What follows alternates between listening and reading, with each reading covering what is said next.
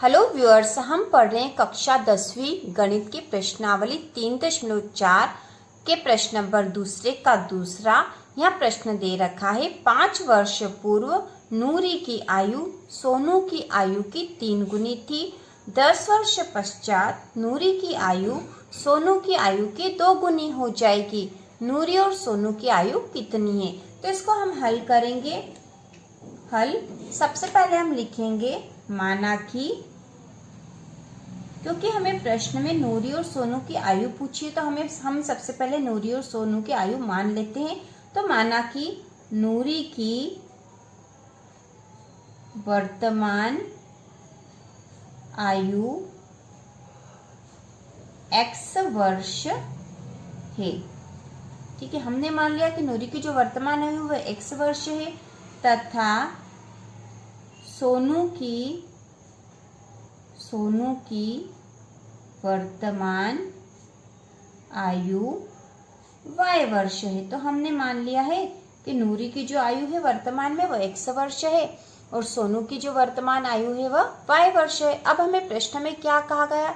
हमें प्रश्न में कहा गया कि 5 वर्ष पूर्व नूरी की आयु सोनू की आयु की 3 गुनी थी। तो 5 वर्ष पूर्व की स्थिति तो हम सबसे पहले यहाँ लिखेंगे प्रश्नानुसार, क्योंकि 5 वर्ष पहले की बात है तो ये तो वर्तमान आयु है और 5 वर्ष पहले तो 5 कम होगी इनकी आयु, मतलब x ऋण 5 ये आयु होगी क्योंकि 5 वर्ष कम कर देंगे, और y ऋण 5 ये सोनू की आयु 5 वर्ष पूर्व ये स्थिति होगी, ये नूरी की और ये सोनू की। तो यहाँ कहा गया है कि 5 वर्ष पूर्व नूरी की आयु सोनू की आयु की 3 गुनी थी, मतलब नूरी की आयु जो है सोनू की आयु की 3 गुनी, ये 3 गुनी है। ठीक है, यदि हम इन दोनों को बराबर का चिन्ह लगाए तो ये तो 3 गुना है, तो हम इसमें यदि 3 का गुणा कर दें तो ये दोनों बराबर हो जाए, क्योंकि 5 वर्ष पूर्व नूरी की आयु तो 3 गुनी थी सोनू की आयु की। तो हमने क्या करा, ये तो 3 गुनी है ही सही, हमने इस वाले में 3 का गुणा करके इन दोनों को बराबर कर दिया। अब इसको हल करेंगे तो इसको हल करने के लिए x ऋण 5 है ही सही, यहाँ पे बराबर 3 का इसमें गुणा कर देंगे तो 3 का y में गुणा करा तो 3y, और इसके आगे धन है, धन ऋण ऋण हो जाएगा, 3 का 5 में करा तो 3 पंजे 15 हो गए हैं। अब इसको और हल कर लेंगे, यहाँ पे x ऋण 5 है। ठीक है, x ऋण 5 बराबर है 3y ऋण 15। अब x और y को इधर ले आएंगे तो x तो है यहाँ पर, 3y को बराबर के इधर लाए तो ऋण का 3y हो जाएगा, बराबर यहाँ ऋण के 15 है और ऋण का 5 बराबर के उधर जाएगा तो धन का 5 हो जाएगा। अब यहाँ हो गया x ऋण 3y बराबर ऋण 15 धन 5, तो 15 में से 5 घटा देंगे क्योंकि ऋण और धन है तो यहाँ घटाव ही होगा, 15 में से 5 घट जाएंगे तो 10 बचेंगे और 10 पे चिन्ह आएगा ऋण का, क्योंकि बड़ी संख्या ऋण की है तो यहाँ बचेंगे ऋण 10। तो इसको हम दे देते हैं समीकरण 1। ठीक है, ये हो गई हमारी समीकरण 1। अब हमें और भी कुछ कहा गया है प्रश्न में, तो प्रश्न में अगले बार क्या कहा गया है?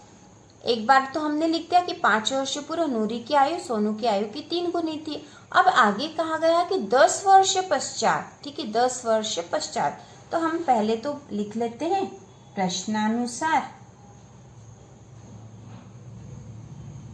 यहाँ पे लिख देते पुनः प्रश्नानुसार, क्योंकि 10 वर्ष पश्चात है तो वर्तमान में तो x है और सोनू की नूरी की आयु x है और सोनू की आयु y है, लेकिन 10 वर्ष पश्चात मतलब 10 बढ़ जाएंगे इसमें और इसमें भी धन 10 कर देंगे, तो ये हो जाएगी 10 वर्ष पश्चात इनकी आयु इतनी होगी। तो आगे क्या कहा गया था हमसे? 10 वर्ष पश्चात नूरी की आयु सोनू की आयु की 2 गुनी हो जाएगी। तो 10 वर्ष पश्चात नूरी की आयु सोनू की आयु की 2 गुनी हो जाएगी, मतलब ये 2 गुना हो जाएगा, और ये 2 गुना है मतलब 10 वर्ष पश्चात वाली स्थिति लिखी तो ये 2 गुनी है। तो यदि हम इन दोनों को बराबर करें तो ये तो 2 गुनी है ही सही, और यदि हम इसमें 2 का गुणा कर दे तो ये दोनों बराबर हो जाएगी। ठीक है, इसलिए हमने इसमें 2 का गुणा कर दिया क्योंकि तो 2 गुना था, और इसमें 2 का गुणा कर दिया तो अभी दोनों बराबर हो गए। अब इसको भी हल कर लेंगे, तो यहाँ पे x धन 10 बराबर 2 का इसमें गुणा करेंगे, 2 का y में करा तो 2y धन, क्योंकि दोनों धन के धन धन धन हो गया, और 2 का 10 में गुना करा तो 2 दाम 20 हो गए यहाँ पर। अब इसको और हल कर लेंगे तो x और ये 2y इधर लाएंगे तो ये हो गए ऋण के 2y बराबर यहाँ पर है 20 और ये 10 बराबर के इधर जाएगा तो ऋण का 10 हो जाएगा। तो ये हो जाएगा x ऋण 2y बराबर 10। 20 में से 10 घट जाएंगे तो 10 आए। तो ये जो हो गई हमारी समीकरण नंबर 2। ठीक है, हमें 2 समीकरण मिल गई है। पहली समीकरण है x ऋण 3y बराबर ऋण 10 और दूसरी समीकरण है x ऋण 2y बराबर 10। तो अब हम क्या करेंगे, यहाँ पर समीकरण 1 में से समीकरण 2 घटा देंगे और हम इसमें विलोपन विधि का प्रयोग करेंगे। तो विलोपन विधि में हम क्या करते हैं, किसी भी एक चर पद को समान कर लेते हैं। लेकिन यहाँ पर x यहाँ पे भी है और यहाँ पे x है, तो दोनों ही x है, तो दोनों ही ये चर पद जो x है ये समान है, तो इसमें हमें अलग से कुछ गुणा करने की आवश्यकता नहीं होगी। इसलिए हम सीधे समीकरण 1 में से समीकरण 2 को घटा देंगे। तो हम लिखेंगे समीकरण 1 में से समीकरण 2 को घटाने पर, तो समीकरण 1 क्या हमारे पास, समीकरण 1 आया था x ऋण 3y बराबर ऋण 10। इसमें से घटा देंगे समीकरण 2, तो समीकरण 2 है x ऋण 2y बराबर 10। तो जब भी हम घटाते हैं तो नीचे वाला जो पद होता है उसके चिन्ह बदल जाते हैं। तो ये धन का है तो ये ऋण का हो जाएगा, ऋण का है तो धन का हो जाएगा और ये धन का है तो ऋण का हो जाएगा। अब हम इसको घटा रहे हैं तो ये धन का x और ये ऋण का x है तो दोनों आपस में कट गए। अब यहाँ ऋण का 3y और ये धन का 2y है तो धन ऋण ऋण होगा, मतलब ये दोनों घट जाएंगे और चिन्ह हमेशा बड़ी संख्या का आएगा। तो यहाँ बड़ी संख्या ऋण 3y है तो चिन्ह ऋण का आएगा। तो ऋण के कितने बचेंगे, 3 में से 2 घट गए तो 1 बचा और 1 क्या बचा, y। 1y मतलब y लिखेंगे यहाँ पर बराबर। अब ये ऋण का 10 है और ये भी ऋण का 10 है तो ऋण का 10 और ऋण का 10 मिलकर होगा ऋण के 20। अब यहाँ से ऋण कट जाएगा, y बराबर हो गया 20। तो y का मान हमारे पास आ गया 20। अब हम y का मान समीकरण 1 में रख देंगे तो हम लिखेंगे y का मान समीकरण 1 में रखने पर, समीकरण 1 क्या है हमारे पास, समीकरण 1 थी x ऋण 3y बराबर ऋण 10। ये समीकरण 1 है। इसमें हम y का मान रख देंगे, y का मान 20 आया है तो हम लिख देंगे x ऋण 3 और y का मान है 20 बराबर ऋण 10।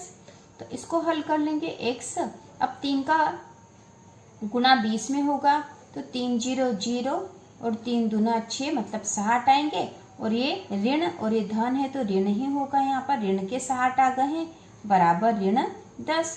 इसको और हल कर लेंगे, हमें तो x का मान चाहिए तो हम x बराबर कर देते हैं। बराबर के इधर ऋण 10 था और ये ऋण 7 बराबर के इस तरफ गया तो धन का हो गया, तो हम यहाँ लिख देंगे धन 60। तो x बराबर, अब यहाँ पे धन ऋण ऋण होगा मतलब यहाँ घटाव होगा।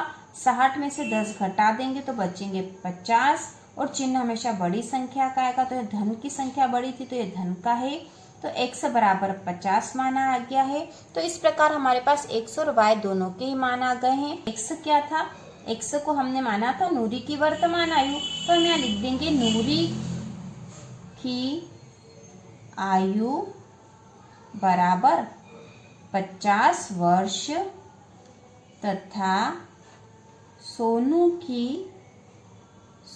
की आयु बराबर 20 वर्ष है। ठीक है, यह हमने निकाल लिया है। आंसर है नूरी की आयु है 50 और सोनू की आयु है 20 वर्ष। ठीक है, यह आंसर हो जाएगा। इस प्रकार हमने विलोपन विधि से बहुपद बनाया है और उसको हल करके अब प्रश्न हल कर लिया है। तो इसी प्रकार के और वीडियो देखने के लिए चैनल को सब्सक्राइब कीजिए।